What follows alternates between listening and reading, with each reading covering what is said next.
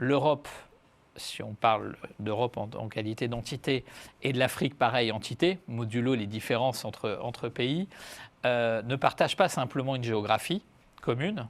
On connaît les 14 et quelques kilomètres qui séparent les deux continents, ce qui est une vraie différence avec tous les autres acteurs que vous venez de citer. Les autres acteurs, que ce soit les États-Unis, la Chine, l'Inde, la Russie et d'autres, l'Afrique n'est qu'une projection de leur intérêt, mais loin de leurs frontières, et donc loin, si je puis dire, de leurs intérêts vitaux, ce qui n'est pas le cas de l'Europe. Oui. Donc il y a cette singularité fondamentale. L'élément historique, bien évidemment, mais ça ne suffit pas. Et non seulement ça ne suffit pas, mais aujourd'hui, ce qui anime, selon moi, le point de convergence le plus important entre les pays européens et les pays africains, c'est qu'ils ont des intérêts communs.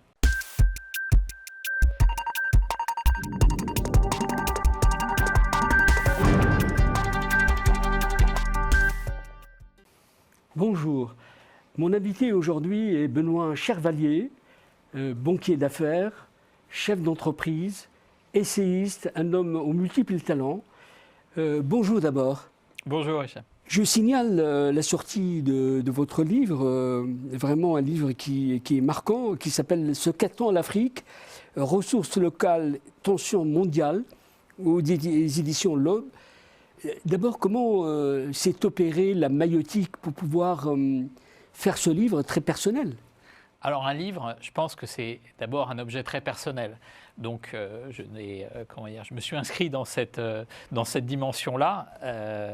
C'est ce que les Grecs appelaient le kairos, c'est-à-dire le bon moment, le moment opportun. Donc c'est vrai que ça fait maintenant près de 25 ans que je me suis rendu dans différents pays du continent africain. J'ai évidemment vécu, j'ai aussi des éléments d'ordre plus intime, plus familial. Ces différentes vies professionnelles, différentes expériences.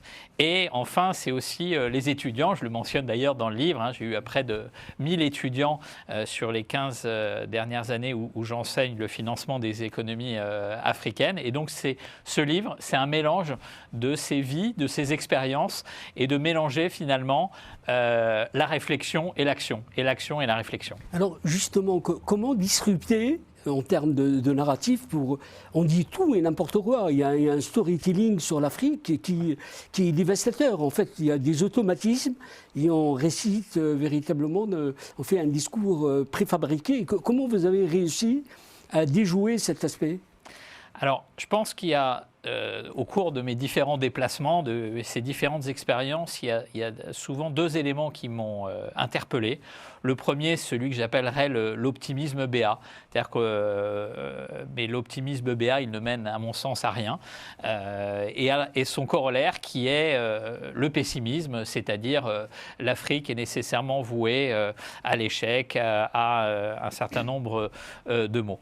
Et donc, quand on écarte ces deux solutions qui finalement nous dispensent de réfléchir, nous dispensent de regarder la situation, la réalité, j'ai envie de dire les réalités, puisque ce que j'essaie de montrer aussi à travers le livre, ce n'est évidemment pas d'une Afrique dont nous parlons, mais c'est des Afriques, oui. De ces variétés, de ces différences, de ces nuances, et cette diversité-là fait que, en réalité, nous avons un mélange de situations dans lesquelles, que ce soit d'un point de vue économique, que ça soit d'un point de vue politique, que ça soit d'un point de vue linguistique, cette diversité, évidemment, existe. Cette diversité, comment se fait-il que l'Afrique n'ait pas profité de cette richesse, de ces trajectoires multiples, de ces Afriques ? Alors, précisément parce qu'il n'y a pas une réponse. C'est-à-dire qu'il n'y a pas une réponse qui va élaborer une recette, si je puis dire, magique, qui fonctionnerait, que ce soit au titre des économies, au titre des institutions ou d'autres éléments. Donc il y a une forme de mosaïque, il y a une forme de diversité. Et c'est cette diversité montrant qu'il faut la dépasser, il faut la sublimer, si je puis dire, pour aller aux rencontres du réel et voir quelles sont à la fois des bonnes pratiques, qu'est-ce qui fonctionne, comment on peut s'inspirer évidemment de ce qui a pu fonctionner ailleurs et le plus important, c'est que chaque pays décline sa propre recette. Oui, mais descendons un peu et sortons du cockpit pour aller vers cette Afrique réelle. C'est-à-dire qu'on voit l'Afrique, c'est 30 millions de kilomètres carrés, c'est 1,5 milliard d'habitants. C'est-à-dire qu'aujourd'hui, l'Afrique a des ressources considérables. Comment aujourd'hui, après avoir fait une expérience comme la tienne, c'est que vous avez beaucoup travaillé sur des modèles de faisabilité dans les finances et autres. Comment aujourd'hui aller vers un modèle de sortir par le haut? Alors, si on se met dans le champ économique, le champ financier, alors je l'appelle les Africonomics. Donc, quels sont les Africonomics? Donc là, il me semble qu'il y a à la fois des éléments, j'allais dire, qui se appliquent à tous les pays. Alors, quels sont ces éléments? C'est de la bonne gestion, de la bonne gouvernance. C'est le fait. Ça, c'est les règles de base. Ça, c'est les règles de base. Oui, mais... la règle de droit, qui fait que justement, ce sont ces principes qui s'appliquent. C'est également, et je le mentionne dans le livre, le fait de passer d'une culture parfois de court terme à une culture de moyen et long terme, c'est-à-dire ne pas vouloir chercher le bénéfice immédiat pour construire dans la durée. Je cite notamment une citation qui m'a beaucoup inspiré, qui est de dire que le conservatisme ou les valeurs, ce n'est pas vouloir garder les cendres, c'est au contraire vouloir maintenir le feu allumé. Et je pense que ce que nous devons tous faire, c'est justement maintenir ce feu allumé. Et pour maintenir le feu allumé, il faut justement une action à moyen et long terme. Donc ça, c'est les principes. Et à côté de ces principes, c'est la déclinaison de chaque pays. Alors j'en prends un certain nombre, il y a notamment le deuxième chapitre qui fait une espèce de tour d'horizon, alors totalement discrétionnaire, mais entre ceux que j'appelle les grands fauves, les locomotives, et en particulier en se concentrant sur le Nigeria ou l'Afrique du Sud, les pays, on va dire, intermédiaires, et pour autant très dynamiques, comme le Maroc, comme la Côte d'Ivoire, comme le Kenya, et des plus petits pays qui, je le rappelle, constituent en réalité la majeure partie des économies. Il ne faut jamais oublier que si on regarde la richesse, donc en termes du produit intérieur brut, il y a 7 pays africains qui représentent à peu près 68% du PIB africain. Le PIB, c'est 3 000 milliards de dollars. Il y a 36 pays africains qui représentent moins de 13% du PIB africain. Donc autrement dit, il y a beaucoup de petites économies. Et donc chaque pays doit décliner. Donc ce que fait et ce qui fonctionne par exemple pour le Bénin ne peut pas être la même recette de ce qui va fonctionner pour le Nigeria. Ce que vous ne dites pas, peut-être pas suffisamment, c'est l'extraversion du système. L'Afrique n'a pas le regard tourné sur elle-même, elle est extravertie, elle est ailleurs. Et son modèle n'est pas endogène. Et comment l'expliquez-vous? Alors, il n'est pas endogène parce qu'encore une fois, il n'est pas unique. Il n'y a pas un modèle. Mais peu importe, par pays, individuellement, on peut être endogène, dans un développement endogène, mais la question, c'est pourquoi l'Afrique pêche par cette dimension-là? Alors, je ne répondrai pas, je dirais pas ça de cette manière-là. Il me semble que, et par exemple, ce qui est en train de se passer au Bénin est très intéressant. Déjà, le Bénin, comment dire, factuellement, économiquement, est en train d'émerger. À la fois par un certain nombre de bonnes pratiques, de règles qui ont été mises en œuvre, par en effet des personnes qui ont été engagées, donc que ce soit par exemple sur la création de zones industrielles, j'en parle, sur la transformation de l'économie cotonnière. Mais quand on est un pays comme le Bénin, par définition, on ne peut pas compter sur son marché domestique. Tout simplement parce qu'il est trop petit. Oui. Et donc, cela implique qu'on doit être compétitif. Ça veut dire qu'on doit et on ne peut que se projeter dans des exportations. Donc, ça veut dire améliorer aussi sa productivité. Et donc, on n'a pas le choix. Mais est-ce que c'est le bon modèle à citer? Parce qu'il y a des pays qui sont des monstres de complexité, comme le Nigeria, comme d'autres pays, comme peut-être un peu la Côte d'Ivoire, comme l'Afrique du Sud. Mais le Bénin, c'est précisément ce que j'essaie de démontrer, c'est que ce qui marche au Bénin, ou la recette, entre guillemets, du Bénin, vaut pour le Bénin. Et ça serait une erreur de vouloir appliquer cette recette, transposer cette recette qui fonctionne pour le Bénin au Nigeria, parce que ça ne marcherait pas au Nigeria. Alors pourquoi ça ne marcherait pas? Alors là aussi, une petite, j'ai ponctué le livre d'un certain nombre d'anecdotes. Je dis que la puce peut faire le malheur du chien. Donc si on fait cette analogie entre le Bénin et le Nigeria, puisque par exemple, dans le cadre du Nigeria, au moment des discussions sur la mise en œuvre de la ZLCAF, avant l'adoption de la ZLCAF, le dernier pays qui s'était opposé à l'adoption justement de cette ZLCAF, c'était le Nigeria.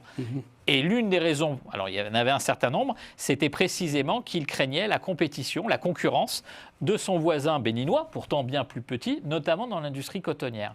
Pourquoi? Parce que quand vous êtes encore une fois obligé pour vivre, pour ne pas dire pour survivre, d'être plus compétitif. Donc ça veut dire que vous avez une organisation, dans le cas d'espèce de l'industrie cotonnière, qui va se structurer pour être compétitive. Lorsque vous êtes un géant, en réalité, votre marché domestique, il peut vous suffire. Et donc, la capacité d'adaptation de votre matériel, de votre appareil productif, la capacité à générer des réformes va être nécessairement beaucoup plus limitée. Et par ailleurs, comme on le sait, le Nigeria, c'est un ensemble de 36 États fédérés, où chaque État fédéral est par ailleurs très important, et donc il y a une difficulté additionnelle. Donc le Nigeria doit adopter d'autres moyens pour justement assurer son propre Africonomics. La dimension économique, elle est essentielle pour le décollage de ce continent qui a tout.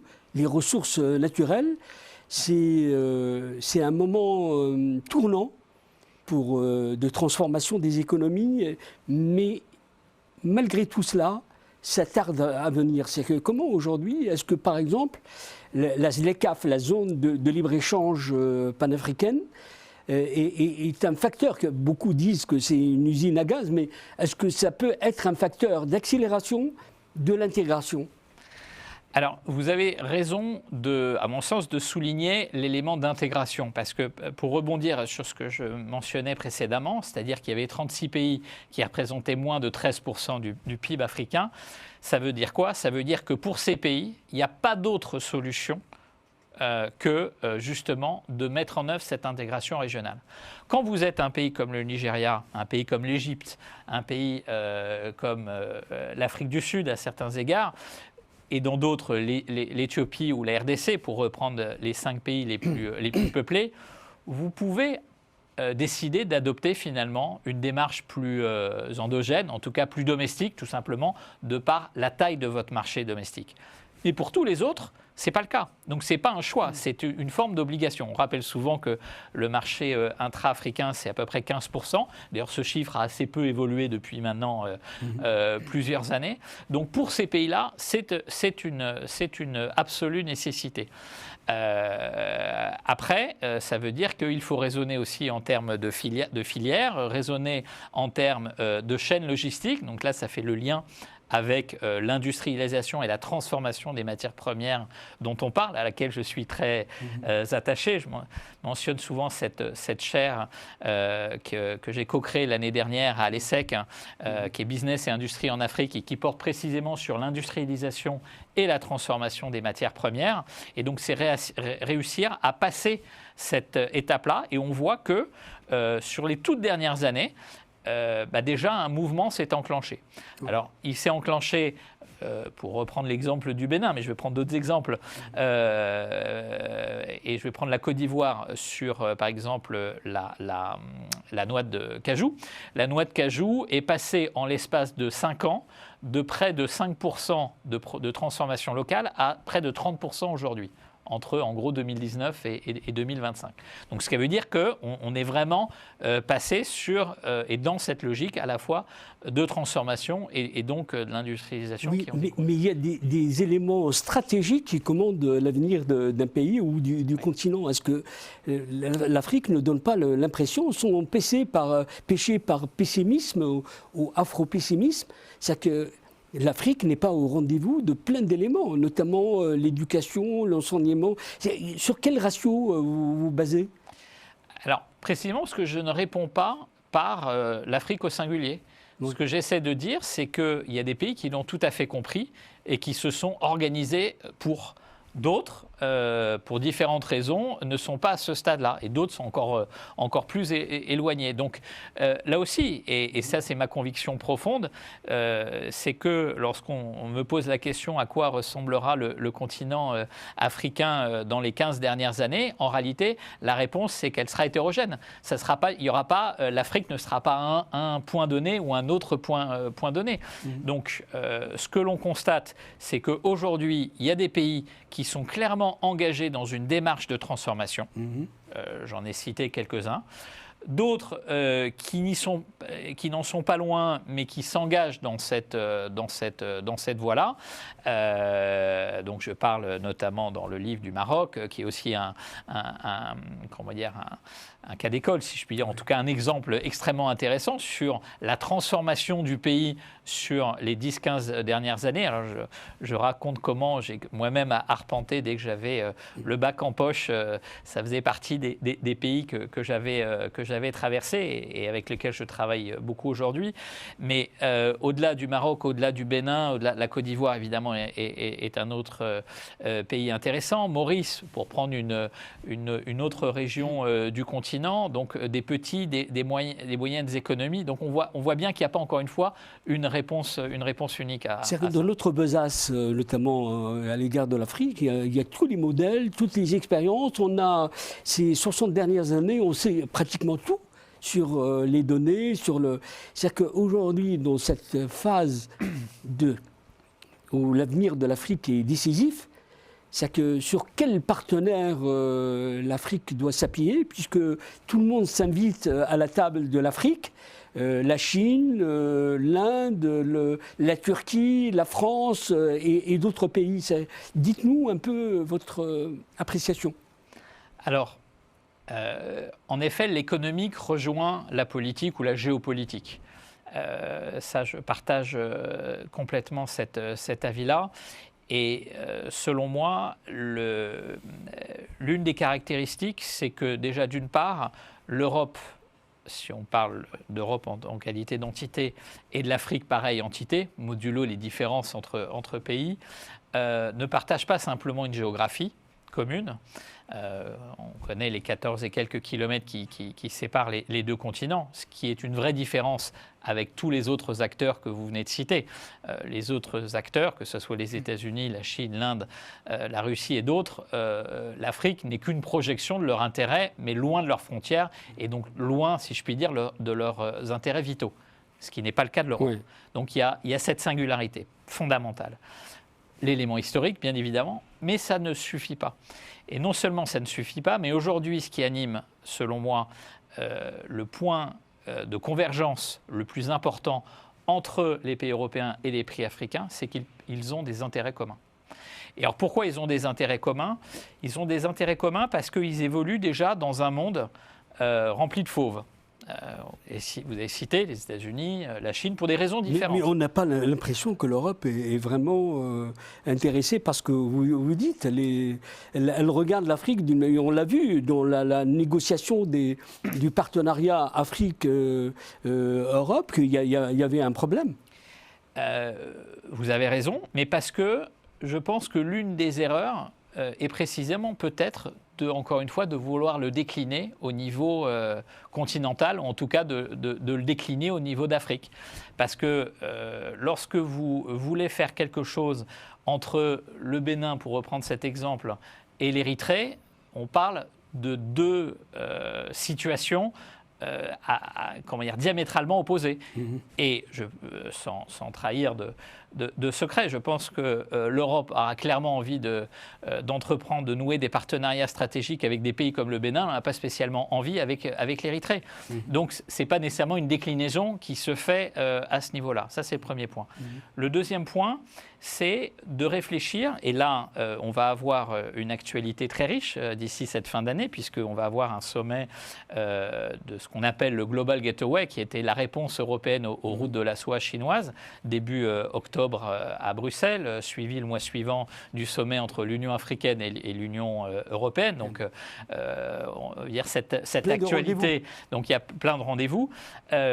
Mais il existe d'ores et déjà, et c'est à mon sens le sens de l'histoire, et en tout cas c'est ce qu'il faut faire, et j'ai expliqué à mon sens comment on pourrait le faire, c'est-à-dire d'établir des partenariats stratégiques comme il en existe aujourd'hui entre un pays et un autre. Donc un partenariat stratégique, ça englobe à la fois un volet énergétique, parfois oui, parfois non, un volet économique, bien sûr, un volet scientifique, je parle notamment de l'intelligence artificielle, peut-être on aura le temps d'en dire quelques mots, un partenariat militaire, le cas échéant. Bref, c'est ça un partenariat stratégique, c'est une multidimension qui fait que deux entités, deux États ou un groupe d'États se mettent d'accord parce que partageant ces objectifs. Et donc, la réponse, c'est qu'il y a un groupe d'États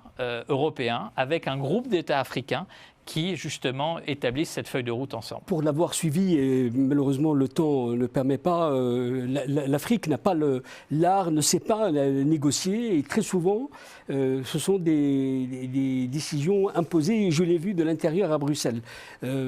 Ça, c'est peut-être un autre problème à aborder. Mais je voudrais, vous êtes français, et on ne peut se détacher d'une vision de la politique de la France à l'égard de l'Afrique. Maintenant, tout est raté, tout semble nécrosé. C'est-à-dire que comment aujourd'hui rebâtir, est-ce que s'il y a encore le temps de le faire, mais comment faire pour en sortir ? Alors, pardonnez-moi, vous savez que j'aime bien en général un peu la nuance. Donc de la même manière que j'ai essayé de nuancer la singularité vous avez de la place pour le faire. de l'Afrique, je dirais la même chose entre les relations entre la France et le continent africain. Déjà, ça dépend de quelle période on parle. Et il y a un chapitre entier qui est consacré dans le livre, je pense, où je mets pas mal les points sur les i. Ça dépend des champs dont nous parlons, le champ culturel, le champ scientifique, le champ académique. Cela dit, mais cette projection vers cette sortie, vous avez raison de dire qu'il faut être dans la nuance. Mais on sent il y a une crise systémique. Bien sûr. Non, voilà. Mais c'est pas pour l'écarter. Comment aller Ce que je dis c'est qu'on ne jette pas le bébé avec l'eau du bain, et c'est pas tout le temps partout. C'est ça que je veux dire. Après, il faut être lucide. Il faut être, je dis, il faut mettre les points sur les i. Factuellement, la situation et les relations entre le continent africain et la France peuvent paraître se distendre. D'abord parce que si on regarde ça du point de vue de Paris ou si on regarde ça du point de vue d'un certain nombre de capitales africaines, l'Afrique, France égale Afrique francophone, c'est-à-dire les 14 pays d'Afrique francophone. Donc si on résume les relations entre la France et ces 14 pays d'Afrique francophone, à l'évidence, il y a des changements importants. Des changements importants parce que tous les pays veulent élargir leurs partenaires, les pays d'Afrique francophone, mais comme tous les pays en réalité, et la France aussi, oui. Puisque la France s'est engagée à diversifier ses partenaires vis-à-vis de l'Afrique anglophone, vis-à-vis de l'Afrique lusophone. Donc en réalité, c'est un élément qui est tout à fait partagé, comme d'ailleurs les pays émergents le font. Deuxièmement, il y a évidemment une actualité géopolitique et militaire, en particulier dans les États du Sahel, qui a donné un effet loupe par rapport à ces 14 pays.